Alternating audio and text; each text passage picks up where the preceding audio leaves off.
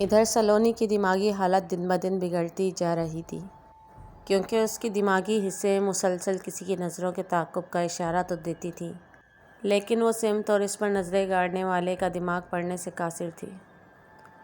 اس نے کتنی بار چندو کو شک کی نگاہ سے دیکھا، لیکن ہر بار چندو کے دماغ میں کچھ اور ہی ملا۔ یہ چندو کی شب و روز مشق کا نتیجہ تھا کہ وہ اپنی اصل سوچ لاشعور میں رکھ کر سلونی کا مسلسل تعاقب کر رہا تھا۔ دوسری طرف پولیس نے شہر بھر سے اور آس پاس کے علاقوں سے طوائفیں اور ان کے دلال گرفتار کر کے ان سے ہر حربہ آزما کر تحقیق کر لی، لیکن کچھ ہاتھ نہ آیا، کیونکہ ایک ہی رات میں 5 مردوں کی حالت گیر کرنا ایک اکیلی عورت کا کام نہیں ہو سکتا تھا، جبکہ نشانہ بننے والے سارے لوگ ایک ہی عورت کا ذکر کرتے دکھائی دیتے تھے، اور وہ اب تک اس قدر خوف زدہ تھے کہ گھروں میں محصور ہو کر رہ گئے تھے۔ چندو نے تقریباً سارے کاغذات جانچ پڑتال کر کے دیکھ لیے، لیکن سب وہی پرانی باتیں اور پہلے سے کھوجی گئی مخلوقات کا ذکر تھا، لیکن اس نئی جنسی اور درندہ صفت مخلوق کے بارے میں کچھ ہاتھ نہ لگا، جو ڈھونڈ کر شہتوت سے بھرے ہوئے لڑکوں اور مردوں کا انتخاب کرتی، ساتھ ان کی ظاہری خوبصورتی کو بھی مد نظر رکھتی، اور جن کا قتل کرتی ان کے ساتھ جنسی فعل سے اجتناب برت رہی تھی۔ پہلا شکار ایک مذہبی اور تدریسی اعتبار سے شریف آدمی، دوسرا کرمنل اور تیسرا واردات میں مرنے والا خالص کاروباری لوگ تھے، لیکن ان سب کی عمریں تقریباً 45 سے 50 کے درمیان تھی، اور جن کو ہوس کا نشانہ بنایا گیا وہ 20 سے 35 سال تک کے مرد تھے۔ چندو انہی سوچوں میں گم تھا کہ اسے کالی فائل یاد آئی، جس پر امن داس آنکھوں کی بینائی جانے سے پہلے کام کر رہا تھا، اور وہ اس کی ذاتی الماری میں رکھی تھی۔ چندو بجلی کی تیزی سے باپ کے کمرے میں آیا اور فائل اس کے ہاتھ میں تھی۔ اس نے وہیں بیٹھے بیٹھے ساری فائل پڑھ لی، جس میں انسان، جن اور بھیڑیے کے ملاپ سے وجود میں آنے والی کسی انوکھی پرچھائی کا ذکر تھا، جو انسان کی طرح شاطر اور مکار، جنات کی طرح ذہن پڑھنے اور بھیڑیے کی طرح درندہ صفت ہو سکنے کی چناوتی دی گئی تھی۔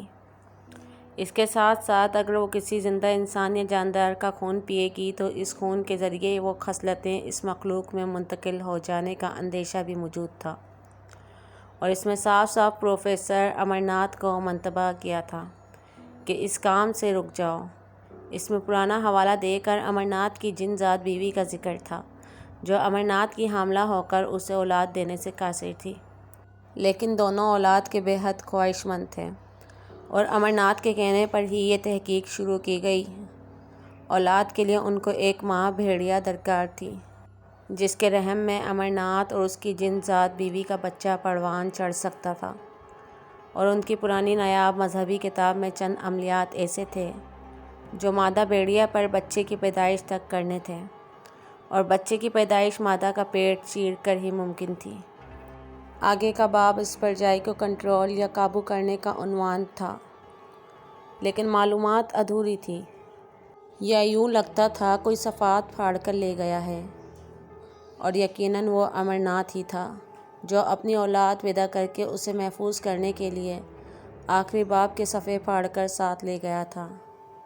چندو کا پہلا شک سلونی پر گیا کہ یہ جن، انسان اور بھیڑیے کا ملاپ ہو سکتی ہے، لیکن اگر یہ سلونی تھی تو اس کا باپ امرناتھ نہیں بلکہ مورتی فروش کشن لال تھا، اور جو پہلا خون ہوا وہ پنڈت تھا، کوئی شہوت زدہ یا جرائم پیشہ تو نہیں تھا کہ سلونی اس طرف بڑھتی۔ چندو وہاں سے سیدھا رشمی کے پاس گیا اور اس سے کالج میں آخری جمعے کا احوال پوچھا، جس کے بعد پنڈت کی لاش ملی تھی، تو رشمی نے بتایا کہ پنڈت نے سلونی کو چھٹی کے بعد رکنے کو کہا تھا، اور یہ کہ پنڈت کافی شوقین مزاج تھا۔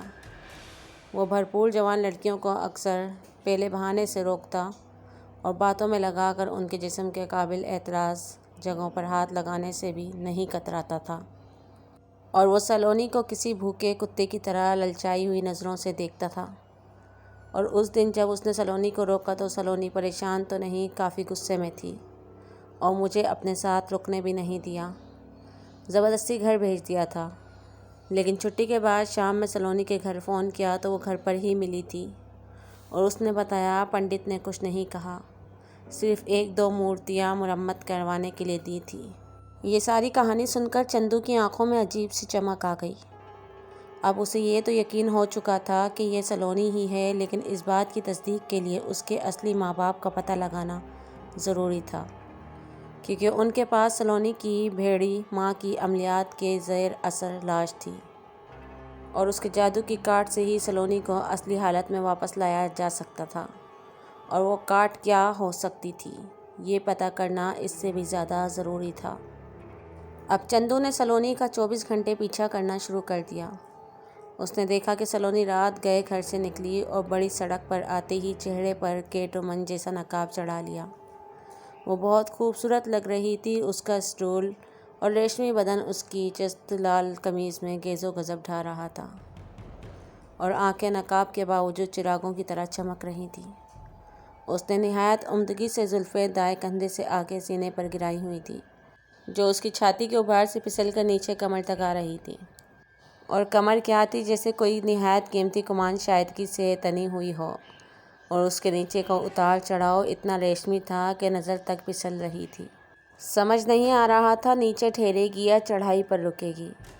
اس پر وہ نہایت مہارت سے کولوں کو دل پگھلا کر رکھ دینے والے انداز میں ہلاتی ہوئی بے باک چلی جا رہی تھی۔ سڑک پر زیادہ ٹریفک نہیں تھی، اکا دکا گاڑیاں، کچھ اسکوٹر اور 2-4 سائیکل رکشے آ جا رہے تھے۔ گھر سے کافی دور آنے کے بعد سلونی ایک سائیکل رکشہ پر سوار ہو گئی تو چندو نے بھی اسکوٹر کی رفتار بڑھا لی۔ سلونی کا ریڈار اسے خبر دے رہا تھا کہ کوئی ہے جو پیچھا کر رہا ہے، لیکن وہی سوال کہ کون؟ خیر وہ ہمیشہ کی طرح اپنا وہم سمجھ کر شہر کے سب سے بڑے شراب خانے میں پہنچ گئی۔ کچھ دیر بعد سلونی شراب خانے سے باہر آئی تو اس کے پیچھے تقریباً 6 اونچے قد کاٹ اور مردانہ وجاہت والے نوجوان تھے، جو بالوں کے اسٹائل سے فوجی معلوم ہوتے تھے۔ وہ شراب کے نشے میں سلونی کی قاتل جوانی سے لطف اندوز ہوتے ہوئے ایک فوجی گاڑی میں سوار ہو گئے۔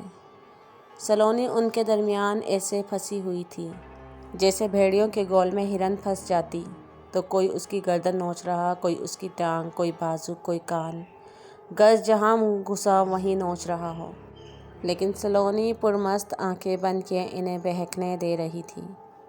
چندو اچھی طرح جانتا تھا کہ اگر صبح تک رکا نہ گیا تو یہ فوجی افسر فوج کے قابل نہیں رہ جائیں گے۔ اس نے اسکوٹر کی رفتار اور تیز کی، لیکن فوجی گاڑی چھاؤنی کے حدود میں داخل ہو گئی اور ناکے پر چندو کو شناخت پریڈ کے لیے روک لیا گیا۔ تب تک وہ فوجی گاڑی منظر سے غائب ہو گئی۔ چندو کافی دیر تلاش کرتا رہا لیکن کچھ ہاتھ نہیں آیا۔ وہ سیدھا چھاؤنی سے باہر جانے والی بڑی سڑک پر آ کر رک گیا۔ اسے پتہ تھا سلونی یہیں سے گزرے گی۔ وہی ہوا۔ نصف رات گزر جانے پر اسے کوئی دور سے آتا دکھائی دیا۔ چندو نے ہیلمٹ پہن رکھا تھا اور اس سے فلرٹ کرتے ہوئے لفٹ پیش کی، جو سلونی نے دلکش مسکراہٹ سے قبول کی۔ وہ پیچھے بیٹھتے ہی چندو کے ساتھ دانس لپٹ کر بیٹھی کہ اس کا ایمان بھی ڈولے اور وہ کسی ویرانے کی طرف چل نکلے۔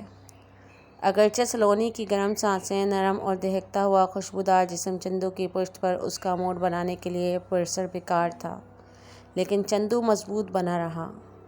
سلونی اسی شراب خانے کی طرف چلنے کو کہہ رہی تھی۔ چندو نے وہاں سلونی کو اتارا تو سلونی ششدر تھی کہ یہ کیسا مرد ہے جو میری لذیذ ترین دعوت پر بھی نہیں بہکا۔ وہ حیرت سے اسے دور تک جاتا دیکھتی رہی۔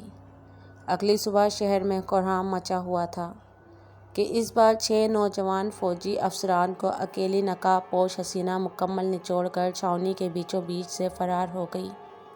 چندو شام کو شہر کے مشہور مورتی فروش کے پاس پہنچ چکا تھا۔ یہ ایک باریش آدمی تھا جس کی لمبی لمبی زلفیں چہرے کے آگے تک پھیلی ہوئی تھیں اور موٹا چشمہ لگا کر آنکھیں اس کے پیچھے ڈھانپ رکھی تھی۔ چندو اس کو گاہک بن کر ملا اور اسے انسان نما مادہ بھیڑیے کی مورتی بنانے کا آرڈر دیا۔ جسے سن کر بوڑھا کافی چونکا تھا اور چندو سے الٹے سیدھے سوال و جواب کرنے لگا۔ چندو کا تیر نشانے پر لگا تھا اور اسے کافی حد تک اس کا جواب مل چکا تھا۔ یہ پروفیسر امر ناتھ ہی تھا جو روپ بدل کر مورتی فروش بن چکا تھا۔ وہ 20 سال پہلے والے 8 سالہ چندو کو کڑیل جوانی میں پہچان نہیں سکا تھا۔ اس کے چونکنے پر چندو نے کھل کر بات کرنے کا ارادہ کیا اور اسے ماضی کے جھروکوں میں لے جا کر پوچھا کہ تمہاری جنزاد بیوی اور مادہ بھیڑیے سے پیدا ہونے والی اولاد سلونی ہی ہے نا؟ بوڑھا سٹپٹا کر رہ گیا اور اسے فوراً وہاں سے چلے جانے کا کہا۔ اس پر چندو نے سلونی کی حرکات و سکنات کی ساری تفصیل بوڑھے کے گوشِ گرار کی اور اسے بتایا کہ ہمیں مل کر سلونی کو اس کیفیت سے نجات دلانی چاہیے، ورنہ شہر میں تباہی پھیل جائے گی اور تم اپنی اولاد کی محبت میں اس تباہی کے ذمہ دار ہوگے۔ اس پر بوڑھا غصے سے چیختا ہوا بولا کہ امن داس اپنے دھرم کا بھگوڑا ہو کر امن داس سے عمر بن گیا تھا اور کسی مسلم اسکالر علی کی باتوں میں آ کر میرے خاندان کی جان کا دشمن بن گیا تھا اور میں نے اس کی آئی ڈراپس میں تیزاب ملا کر اس کی صرف بینائی چھینی تھی، جان بخش دی تھی۔ وہ چندو کی کوئی بات نہیں سننا چاہتا تھا۔ جب وہ ٹس سے مس نہ ہوا تو چندو نے سلونی سے براہ راست بات کرنے کا ارادہ کیا اور اس کے گھر کی طرف چل پڑا۔